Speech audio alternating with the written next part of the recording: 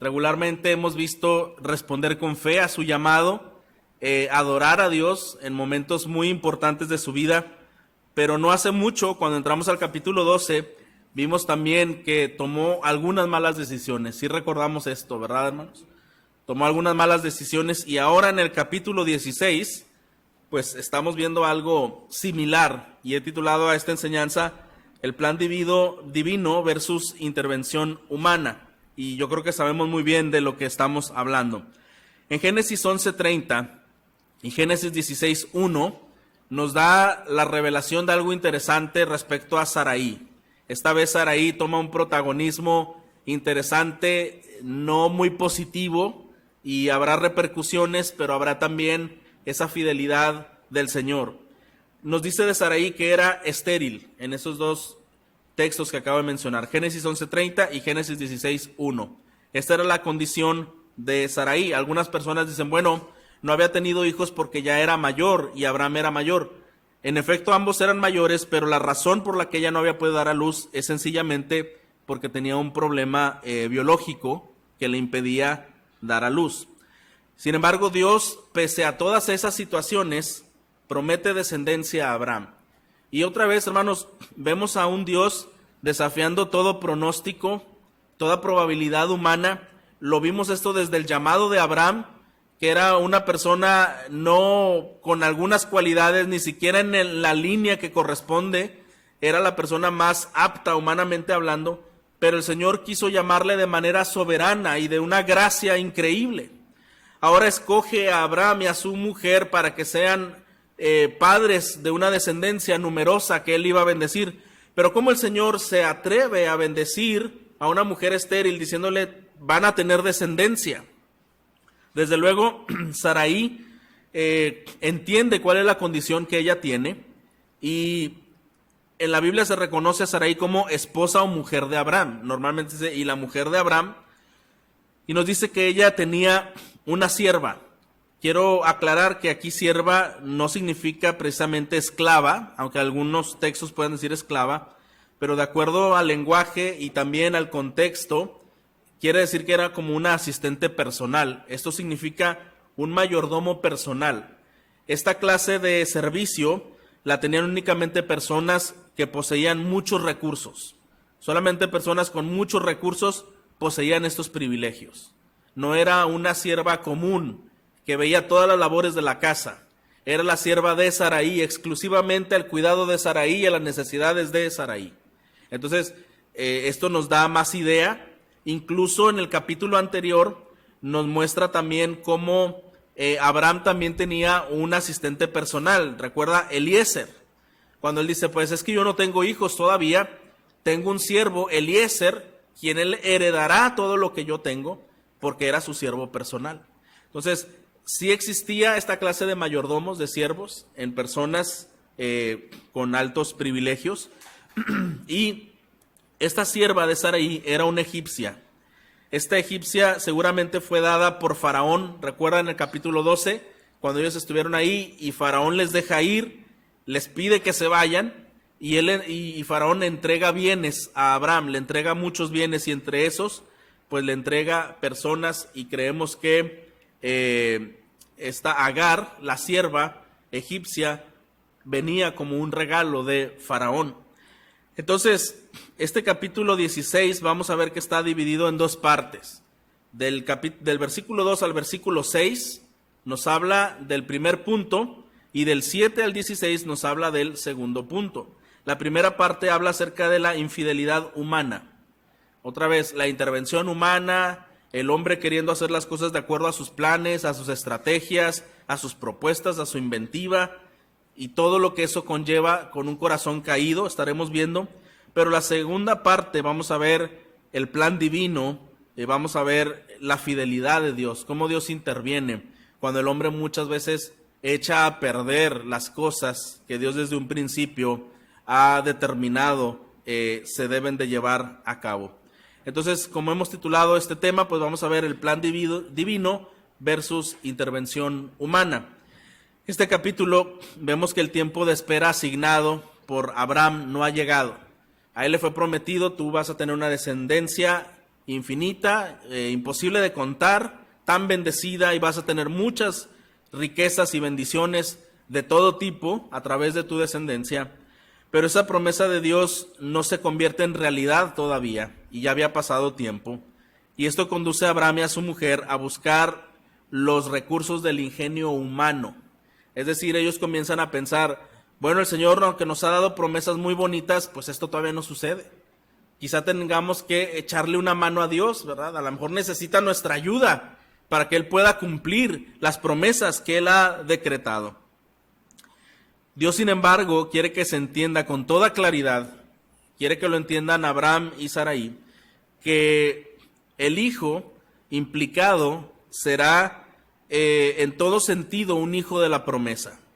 Es decir, la gracia de Jehová será su origen y el hombre no contribuirá de ninguna forma en esto que el Señor tiene pensado hacer. La experiencia de este capítulo hace que este hecho sea muy evidente para Abraham y para Sarai. Vamos a ver los siguientes versículos 1 y 2. Dice que Sarai, mujer de Abraham, no le había dado a luz hijo alguno, pero ella tenía una sierva egipcia que se llamaba Agar. Y miren el versículo 2, Sarai hablando, proponiendo. Entonces Sarai dijo a Abraham, mira, el Señor me ha impedido tener hijos. Llégate, te ruego, a mi sierva, quizá por medio de ella yo tenga hijos. Y Abraham escuchó la voz de Sarai. Es increíble que ese solo versículo y ese pequeño texto dice muchas cosas y quizá la mayor parte de este mensaje. En una breve sección de tiempo ocurrieron muchas cosas. Están los dos avanzando en edad sin todavía tener descendencia, y entonces pues Sarai toma esta iniciativa y le dice, mira, pues todavía el Señor me hizo estéril. O sea, ella reconoce que esto viene de parte de Dios, su condición. Sin embargo, lo dice en dos sentidos, reconociendo que es Dios quien hace todas las cosas, pero en una forma también es como una manera de reproche, como cuando una persona dice, si Dios quisiera que yo hiciera esto, Él hubiera permitido tal cosa. ¿Ha escuchado esas expresiones? ¿O en algún momento ha sentido ese mal sentimiento internamente? Bueno, es lo que está haciendo Sarai. Pues el Señor me hizo estéril, entonces yo creo que no va a ser por ahí, tenemos que buscar alternativas. Y la alternativa que ella viene en mente es, pues yo tengo una sierva egipcia y tú puedes, a través de ella, ¿verdad?, tener un hijo, y este será nuestro hijo. Ahora, ¿por qué piensa de esa forma? Bueno, esta era una manera muy común en algunos países del lejano oriente, sobre todo Babilonia, Egipto.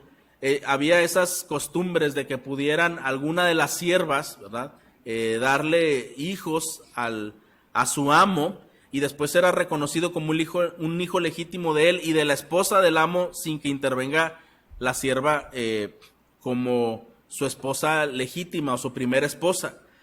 Pero sí entraba como parte de la familia, como una esposa segunda. Y en realidad, hermanos, cuando pensamos en el carácter de Dios, yo creo que nosotros no pudiéramos pensar que Dios quisiera hacer eso, ¿no cree usted? Como que ese tipo de planteamiento que está haciendo Sarai, ese tipo de decisiones que hacían otras culturas paganas, no nos suena que sería la manera en que Dios obraría. Y cuando pensamos en Abraham y Sarai, un hombre de fe con una mujer que lo acompaña en toda esta aventura, nos diríamos, pues tampoco suena que ella hubiera pensado de esa forma.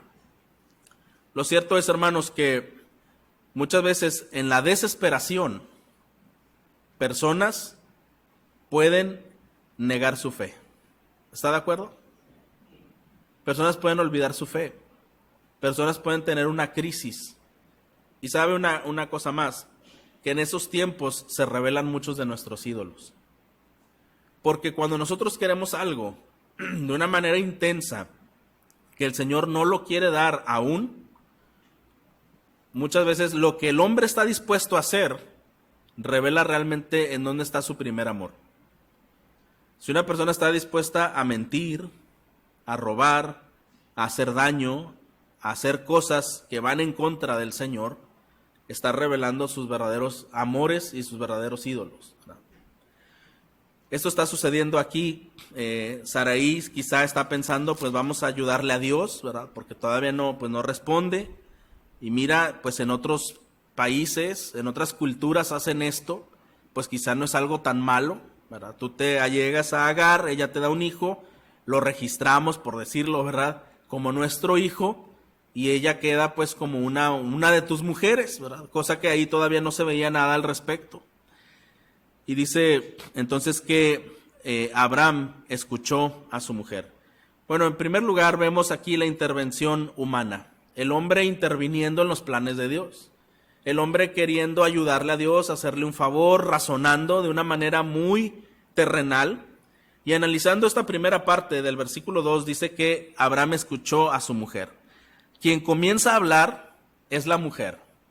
Quien tiene la iniciativa es la mujer. Quien tiene el plan aquí es la mujer. Posiblemente Sara tendría como 75 años de edad en este episodio. Y para las culturas antiguas, Egipto, Mesopotamia, el Lejano Oriente, el éxito de las mujeres, a diferencia de hoy, tenía que ver con cuántos hijos podían producir. Una mujer con hijos era una mujer exitosa, muy exitosa. Y si una mujer no tenía hijos, era una mujer fracasada. Así era el pensamiento antiguo de aquellas civilizaciones. Entonces, para Sara, una mujer de 75 años, no poder tener hijos y con una promesa de tener descendencia, pero aún sin hijos, resultaba bastante frustrante. ¿Sí entendemos, hermanos? Su edad, la presión social, más aparte la responsabilidad o el peso de decir, es que el Señor, yo sé que va a hacer algo, pero hasta ahorita todavía no se ve nada. Todo esto había causado una frustración en su cabeza. Y Saraí reconoce que por causa del Señor, pues ella no había tenido hijos, y como dije hace un momento, también lo hace de una manera de reproche. Entonces, ella idea un plan, que es a través de su sierva, de su asistente personal, y dice, bueno, Abraham, lo que vamos a hacer es que tú la vas a tomar a ella como esposa. Realmente esto es lo que dice el texto. No era solamente de que Abraham participara de intimidad con Agar. Esto implicaba que Agar tendría una parte principal en la vida de Abraham, como una segunda esposa. Imagínense la locura que Sara está proponiendo en este entonces, y simplemente pensando en el corazón caído del hombre, de las personas, cuántos problemas esto iba a arrastrar de manera lógica, entre celos, entre competencias, todo esto. Pero, hermanos, muchas veces el ser humano y aún el creyente que está despegado de la palabra, que está enajenado por algunos deseos personales, omite todas las posibles consecuencias que van a venir. ¿Está de acuerdo? Cuando una persona, y a veces personas dicen, es que cuando algo se le mete algo en la cabeza, nada podrá hacerlo cambiar. Bueno, muchas veces esta es la conducta del ser humano. Me he fijado una meta y hay muchos costos que se ven ahí, pero no voy a pensar en eso ahorita. Yo nada más quiero que la meta se pueda realizar. Y desgraciadamente, cuando una persona actúa bajo esos impulsos, el placer es tan pequeño y las consecuencias son extremadamente grandes y desastrosas, ¿verdad? Y eso es lo que vamos a ver que sucede, porque Saraí propone esto, y entonces esta práctica, aunque era común en el antiguo Lejano Oriente, ¿verdad?, Dios no había comunicado que esa era la manera en que Él quería dar la descendencia. Y algo interesante es que Saraí dice, te ruego que te llegues a mi sierva. Lo hace como una súplica en desesperación, ¿verdad?, a Abraham. Y dice algo interesante, quizá por medio de ella yo tenga hijos. Aquí el original, en el hebreo, dice para que por medio de ella yo construya un hijo, yo forme un hijo. Y de otra manera sería para que por medio de ella yo construya una familia, ¿verdad? Yo construya una familia. Hermanos, ella está tomando la responsabilidad de reproducirse, como si fuera de ella, ¿verdad? Está tomando la responsabilidad de construir a la familia, y en primer lugar no correspondería a la mujer. Las palabras que está diciendo es, yo voy a construir el hijo, yo voy a construir la familia. En primer lugar, ella no es la responsable de construir nada de esto.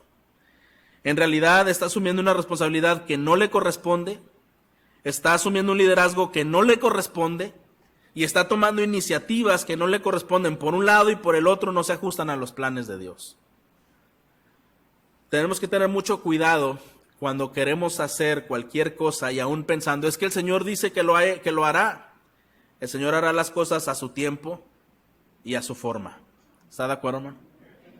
Muchas veces nosotros nos vamos a desesperar y cuando nos desesperamos y utilizamos nuestro ingenio humano queriendo ayudar a Dios, lo más probable es que vamos a echar a perder muchas cosas.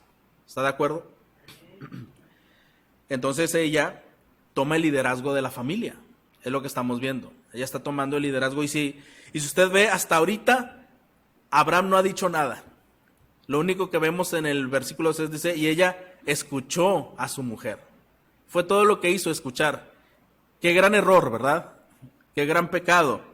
Se ve de una manera muy pasiva. No parece ser el mismo Abraham del capítulo anterior o de los capítulos anteriores que venció a 4 reyes y rescató a su sobrino y trajo toda la riqueza robada y tan emprendedor y tan valiente. No parece ser el mismo Abraham.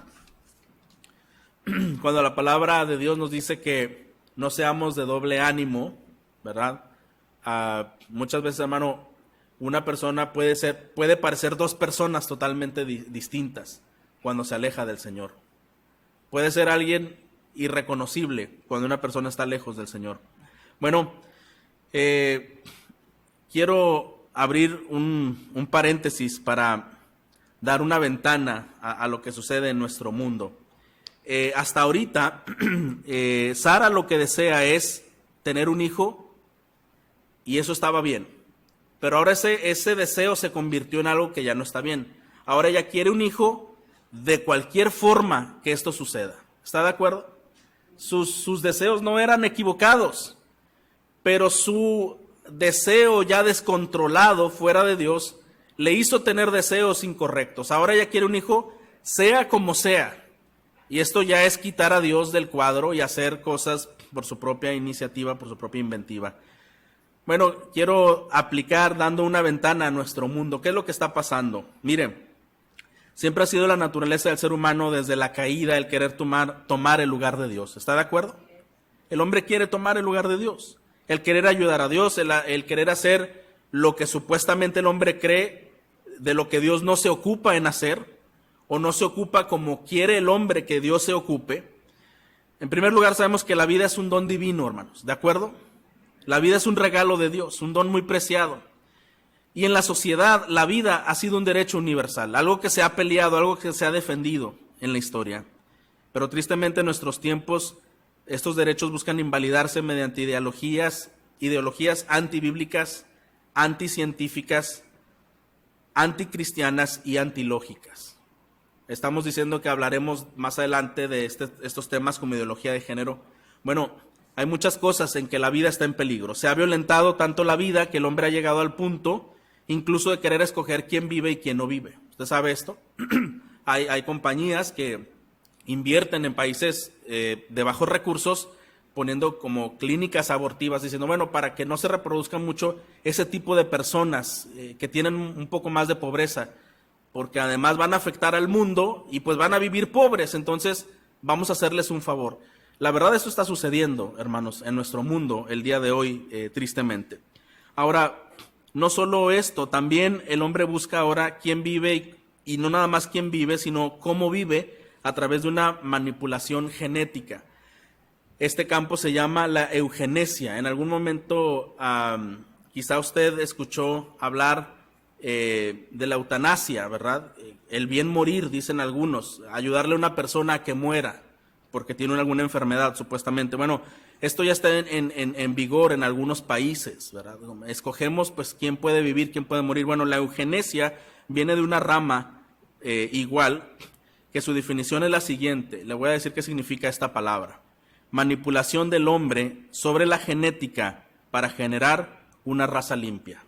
Entonces usted escuche, vamos a hacer que en algunos países ya no nazcan más de los mismos, pero los niños que queremos que nazcan con una raza limpia, como una raza limpia.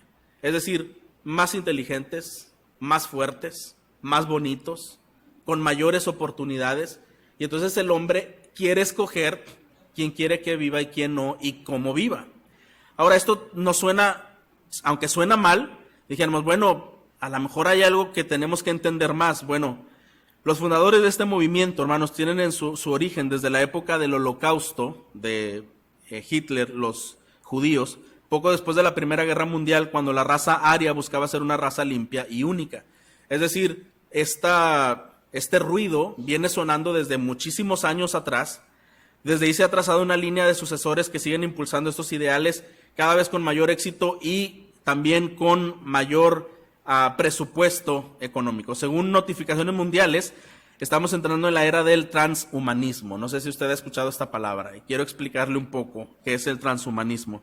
Es la meta de llegar al posthumanismo después de ser humano. Lo que es el transhumanismo busca que personas puedan implantarse nuevos órganos, nuevos instrumentos digitales en su cuerpo que ayuden a tener menos enfermedades, una vida más longeva, poder cambiar su color, su género, aumentar sus capacidades cognitivas, etcétera. Y aunque todo esto puede sonar muy interesante, la realidad, hermanos, es que es un campo bastante peligroso y oscuro. ¿A qué me refiero? Quizá hemos oído palabras como transexual, transgénero, ¿verdad? Bueno, todo eso no ha parado ahí. Hay otras derivaciones al respecto. Y trans simplemente significa como un cambio, ¿verdad? Un cambio de hacer esto. Estaba yo leyendo de personas que se llaman transcapaces. Yo decía, bueno, ¿a qué se refiere eso? Personas que dicen, bueno, yo nací sano, pero quiero saber qué se siente vivir enfermo. Me voy a enfermar. Y fue una mujer que se puso ácido en los ojos para no ver. Dice, yo quiero percibir la vida sin ver. Y dice, no nací así, pero así me hice ciega, ¿verdad? Esa es una transcapaz, ¿verdad? Y otra mujer que golpeó sus piernas para quedar inválida. Y ella dice, bueno, es que yo quiero ver cómo se percibe la vida así. Para nosotros esto suena una locura, hermanos, ¿no es así? Esto suena una locura, pero es algo que está sucediendo. Ahora, lo que el posthumanismo plantea es una vida en el futuro, es algo muy futurista, ¿no? Algo casi sin humanos, o por lo menos no con humanos comunes, sino con especies. Lo que ellos dicen es, quizá el ser humano más adelante no tiene que tener género, no sea ni hombre ni mujer, y que tampoco raza ni edad, sino que la biología y algunas otras cosas altere totalmente la genética. Entonces poder tener algunas especies, pero sin alguna identidad propia. ¿No le parece esto bastante loco, hermanos? Bueno, el peligro es de jugar a ser Dios. Pero realmente, hermanos, esto ha comenzado desde antes. Mire, sin irnos tan lejos, que el posthumanismo y el transhumanismo es algo que ya existe, son ideologías que están en vigor actualmente y que están arrasando, están teniendo mucho auge. Hay personas que ya se han operado las orejas, los ojos, la boca para parecer animales y todo esto está siendo aceptado, ¿verdad? El peligro de jugar a ser Dios viene desde antes. Algunas alternativas médicas para ayudar a una mujer a embarazarse pueden ser legítimas, pero hay otras, hermanos, que no lo son. ¿Está de acuerdo? Hay una muy popular en nuestros días que es, por ejemplo, el vientre asistido o el vientre de alquiler. ¿Ha escuchado de esto?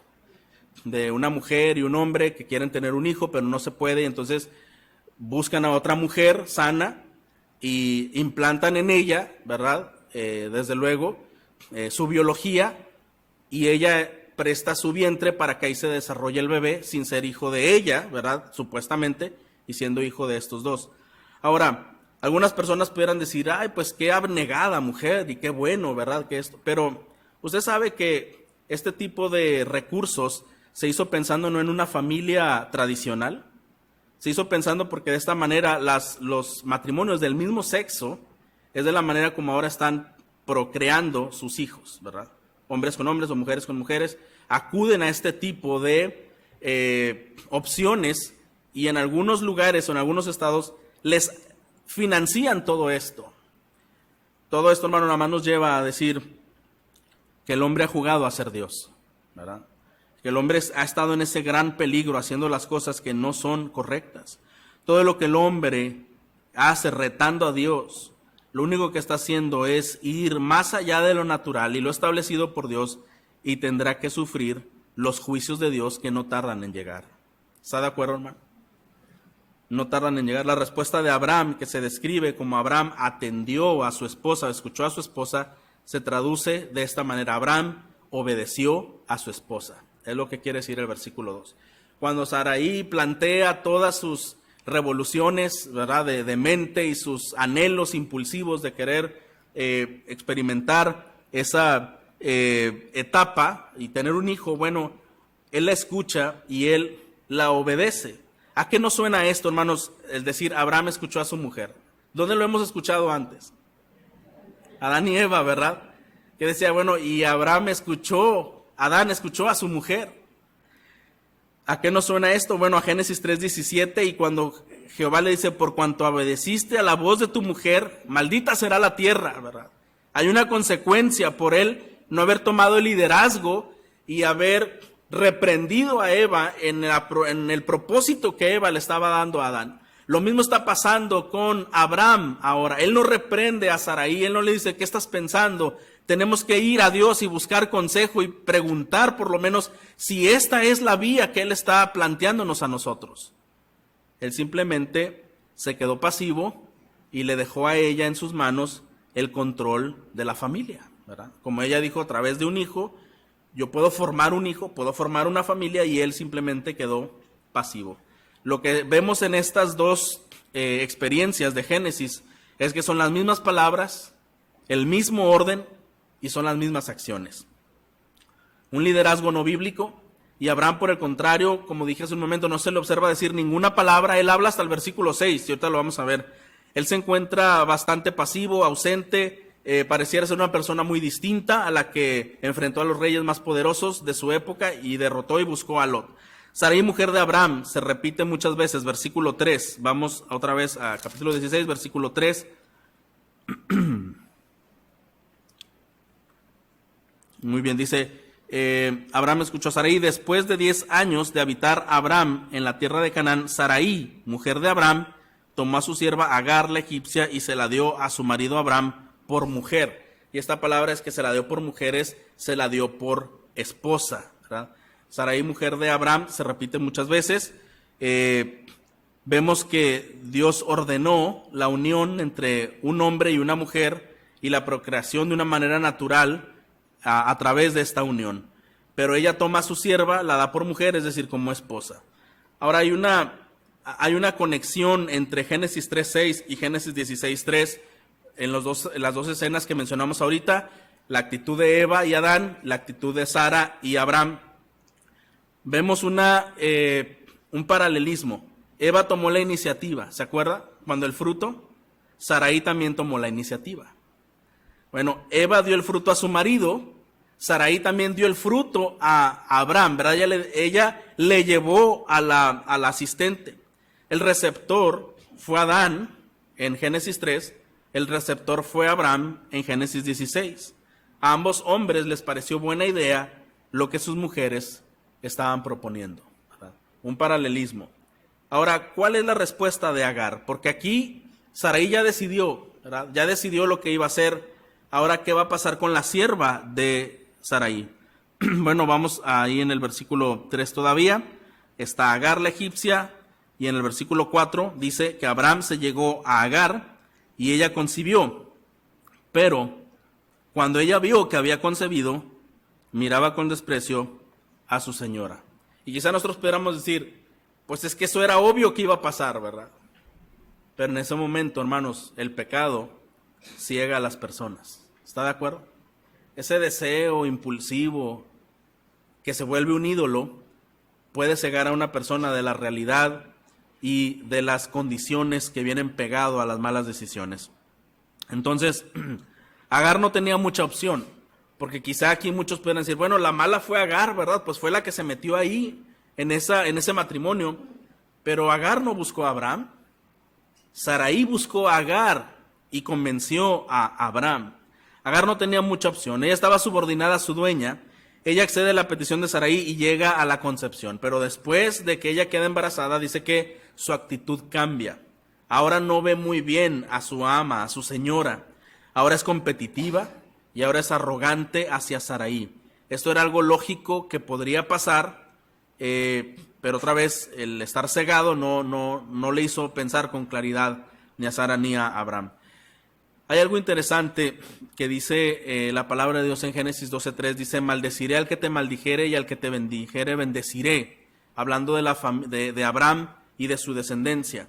La primera palabra, maldeciré, es la misma palabra que vemos en Génesis 6:3, cuando dice que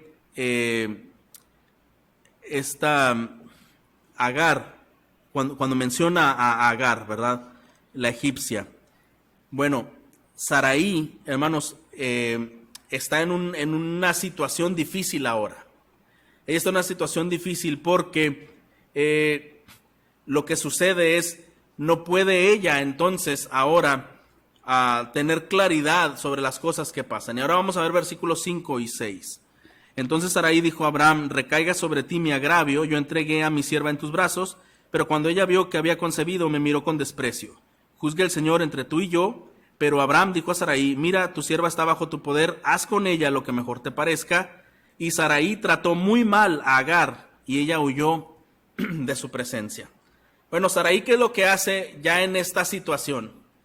Ya la mujer quedó embarazada, las posibilidades que ella quería lograr parece ser que ya están alcanzándose, pero parece ser que había olvidado un pequeño detalle, que es que iba a entrar en esa competencia, en esos celos, y desde luego en ese pecado que iba a traer grandes consecuencias a su familia. Y ahora ella va con Abraham y se queja y le dice: mira, a partir de que ella quedó embarazada, ahora me mira mal. Y le echa la culpa a Abraham. Yo le entregué en tus brazos, tú tienes la culpa, ¿verdad? Ahora haz algo, arregla las cosas que están mal, ¿verdad? Y vemos algo muy conveniente para Sarai, ¿verdad? No tomó en cuenta el liderazgo de Abraham para tomar sus decisiones, pero a la hora de arreglar sus desperfectos, le está diciendo a Abraham: tú eres aquí la cabeza, haz algo, ¿verdad? Eso es lo que vemos que está ocurriendo en la actitud de Sarai, ¿verdad? Sin embargo, hermanos, lo que vemos también es, ella intenta deslindarse del compromiso que había causado. ¿Y cuál es la respuesta de Abraham? Abraham, muy sencillo, como decimos, se lavó las manos. Mira, hay algo que te quiero recordar, es sierva tuya, haz con ella lo que tú quieras hacer. Suena cruel, ¿no crees, hermano? Haz con ella lo que tú quieras hacer, pero no solo significa eso, también es que Abraham estaba diciendo: desde este momento ella deja de ser mi segunda esposa, no es una mujer mía, lo que tú quieras hacer con ella, hazlo, ¿verdad? Si la quieres humillar, si la quieres reventar, si lo que quieras hacer con ella, hazlo, ¿verdad? Y yo me hago a un lado, no tengo mayor participación. ¿Y qué hace Sarai? Dice que la trató muy mal, o en la Reina Valera dice que la afligió o la oprimió. Ahora, esta palabra afligir, oprimir, tratar mal, ¿sabe que es las mismas palabras que se encuentran en Éxodo 1 y 2, cuando dice que los egipcios afligían a Israel u oprimían a Israel? Quiere decir que era con dura servidumbre, con una actitud de rechazo, de maldad. Así estaba actuando Sarai hacia su sierva Agar, con mucho desprecio y afligiéndola y oprimiéndola. La manera en que los egipcios afligieron y oprimieron a los judíos es la misma manera que Sarai está oprimiendo a Agar. Pero dice la palabra de Dios que Agar huyó de la presencia de su señora. Vamos a ver ahí, en el versículo 6, pero Abraham dijo a Sarai: mira, tu sierva está bajo tu poder, haz con ella como mejor te parezca. Sarai trató muy mal a Agar y ella huyó de su presencia. Lo que esto nos sugiere en el texto es, pues, que era intolerable el trato que Agar recibía de Sarai y ella prefirió huir. Tanto Abraham como Sara creen que están ayudando a Dios con las decisiones que tomaron, cuando en realidad debieron haber consultado a Dios. ¿No cree usted esto? Aquí, hermanos, lo que debemos resaltar es que ellos debieron de haber buscado el consejo de Dios. Debieron haber buscado el consejo de Dios. Y esto trae mucha enseñanza a nosotros, porque cuando tenemos deseos intensos de obtener algo, podemos sacar a Dios de nuestro cuadro de vida. Todo lo que nosotros debemos de hacer, hermanos, como dice la Escritura, es no estar afanosos, sino ir a Dios en súplica y ruego. ¿De acuerdo, hermano? Ir a Dios en súplica y ruego. Bueno, ellos debieron haber consultado a Dios en un asunto en donde Dios, por supuesto, estaba muy involucrado, pues Él es el que había dado la promesa. Y esa es la intervención humana, la infidelidad del hombre, tomar malas decisiones sin consultar a Dios, sin suplicar, sin pedir dirección. Y el ángel del Señor dice en el versículo 7, que el ángel del Señor encontró a Agar. Vamos a ver versículos del 7 al 9. Dice, el ángel del Señor la encontró junto a una fuente de agua en el desierto, junto a la fuente en el camino de Shur, y le dijo, Agar, sierva de Sarai, ¿de dónde has venido y a dónde vas? Ella le respondió, huyo de la presencia de mi señora Sarai. Vuélvete a tu señora y sométete a su autoridad, le dijo el ángel del Señor. Bueno, el ángel del Señor la encuentra una vez que ella huye, y esto quiere decir que intencionalmente el ángel la buscó, fue a su encuentro y llevaba para ella un mensaje especial.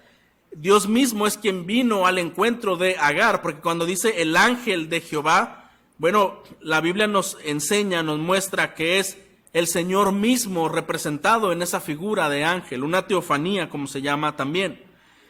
Entonces, Agar iba en dirección a Egipto, iba hacia su casa porque Shur era cerca a Egipto, estaba por llegar a su casa, iba como fugitiva, y además de esto, hermanos, iba embarazada, y en ese entonces pues no había taxis, ¿verdad? No había transporte. Entendemos que fue un larguísimo camino de días en su estado, embarazada, bajo el sol y todas las cosas que implican. Iba doblemente afligida, no solo emocionalmente por todo lo que había experimentado con Abraham y Sarai, sino que su propio estado, su propia condición física, ella iba muy afligida, y el ángel llega hasta ella. Ahora, piense por un momento, hermanos, cada vez que el Señor hace aparición de manera especial a una persona es porque algo va a pasar muy especial, ¿no es así? Cuando el Señor busca, toma esa iniciativa de buscar, estamos muy expectantes de lo que el Señor va a hacer. Dios mismo va al encuentro de Agar, y Agar iba en esa dirección de Egipto, y entonces el ángel llega, y ahora viene un diálogo entre el ángel de Jehová y Agar, porque las palabras que él le pregunta es, ¿de dónde has venido y a dónde vas? Dos preguntas muy sencillas, ¿verdad? ¿De dónde vienes y a dónde vas? Y ella le dice con mucho respeto, estoy huyendo de mi señora. Tampoco está hablando mal de Sarai, y no está diciendo estoy huyendo de esta señora, ¿verdad? Usted dice, estoy huyendo de mi señora, de la presencia de mi señora. Y el ángel tampoco tiene un diálogo muy grande hacia con ella. Hay una manera en que el ángel va a consolar la aflicción de la mujer, pero antes de hacerlo le da una instrucción muy clara y precisa. Le dice, vuélvete a tu señora y sométete a su autoridad, le dijo el ángel del Señor. Y quizá usted y yo pensamos, pero ¿por qué el ángel hizo eso, verdad? Si ella está afligida, ¿y por qué le dice que se vuelva y que se someta a la autoridad de su señora? Bueno, lo demás vendrá después, que estaremos viendo, pero es interesante la pregunta, ¿de dónde vienes?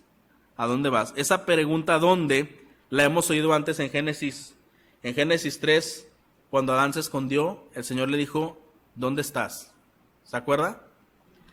Cuando Caín hizo las cosas con Abel, el Señor preguntó, ¿dónde está tu hermano? ¿Se recuerda? Y ahora en Génesis 16, el ángel le pregunta a Agar, ¿de dónde vienes? Como que es tan importante al Señor saber en dónde se encuentran sus hijos, ¿verdad? ¿En dónde estás? ¿A dónde vas? ¿Qué has hecho? Dios está tratando con gracia y con bondad a Agar, que había sido maltratada por Abraham y Sarai. A través de estas dos preguntas que el ángel hace, ahora le dice, vuélvete a tu señora y sométete a su autoridad. Regresa por el camino en que has venido. Pero miren el versículo 10, el ángel no termina ahí con esas instrucciones. El ángel del Señor añadió, multiplicaré de tal manera tu descendencia que no se podrá contar por su multitud. Ahora, ¿de quién era este hijo? Era de Agar, ¿con quién? Con Abraham. ¿Cuál era la bendición que la simiente de Abraham tenía? Que serían multiplicados, ¿verdad? Pero hermanos, todas las bendiciones dadas a la simiente de Abraham solamente tienen que ver con Isaac. La simiente que viene a raíz de Sarai, la única bendición que vemos aquí es la multiplicación, que iba a ser una descendencia numerosa. De ahí en fuera no participarían Los hijos de Agar y Abraham no participarían en las promesas que Dios había dado a Abraham. ¿Por qué Dios ordena a Agar volverse y someterse a la opresión de su señora? Bueno, le ordena porque el Señor es alguien que escucha. Mire, los ismaelitas no forman parte del pacto abrámico, es lo que acabo de decir. El pacto abrámico fue hecho únicamente con Isaac. Un hijo físico de Abraham no es garantía de ser parte del pacto de Dios, de acuerdo a lo que vemos aquí. Pero en el versículo 11 dice el ángel: darás a luz un hijo y llamarás Ismael, que significa Dios escucha. ¿Qué escuchó? Escuchó la aflicción de la mujer. Escuchó la aflicción y la opresión de la mujer. Entonces, él escucha la opresión que había vivido con Abraham y con Sarai y la opresión que sentía en ese viaje. ¿Por qué Dios ordena a Agar volverse y someterse? Otra vez, porque la respuesta está en el nombre de su hijo, porque Dios escucha. Y este es un principio, hermanos, que podemos aprender para nuestras vidas. El someternos a nuestras autoridades, aunque sean opresivas. Dios manda a las mujeres a someterse a sus esposos, aunque haya opresión. ¿Por qué el Señor manda esto? Otra vez, hermanos, porque Dios escucha. Dios está atento, Dios ve, Dios entiende, ¿verdad? Ismael significa Dios escucha. Dios está atento al clamor de su hijo. Ahora, ¿qué características nos dice de Ismael? Versículo 11. El ángel del Señor le dijo además: has concebido y darás a luz un hijo y le llamarás Ismael, porque el Señor ha oído tu aflicción. Versículo 12. Él será hombre indómito como asno montés, su mano será contra todos y la mano de todos contra él, y habitará separado de todos sus hermanos. Bueno, ¿qué significa esto? Que será indómito como asno montés. Hermanos, esto no es algo muy positivo. Ese hijo que Agar iba a tener era una bendición, porque la vida es una bendición. Y ella está siendo confortada por el ángel y está siendo escuchada, y el Señor está manifestando su misericordia, pero todas estas cosas involucraban algunas consecuencias. Y finalmente el ángel le revela el carácter que sería de su hijo. Le dice: mira, él va a ser como un asno montés, ¿verdad? Él va a ser indómito. ¿Qué significa esto? ¿Que no entendería razones? No precisamente, aunque sí sería una persona obstinada. Significa que su estilo de vida sería muy individualista. Un hombre sin autoridad, que no estará sujeto a la autoridad de nadie. Esa sería la característica de Ismael. Y en segundo lugar, todavía hablando de Ismael, dice que su mano será contra todos y la mano de todos contra él. Lo que significa es que será un muchacho que iba a ser buscapleitos. Iba a ser un muchacho muy contencioso, muy conflictivo. Su pasión por la libertad lo va a llevar a conflictos con cualquier persona que interfiera con su libertad.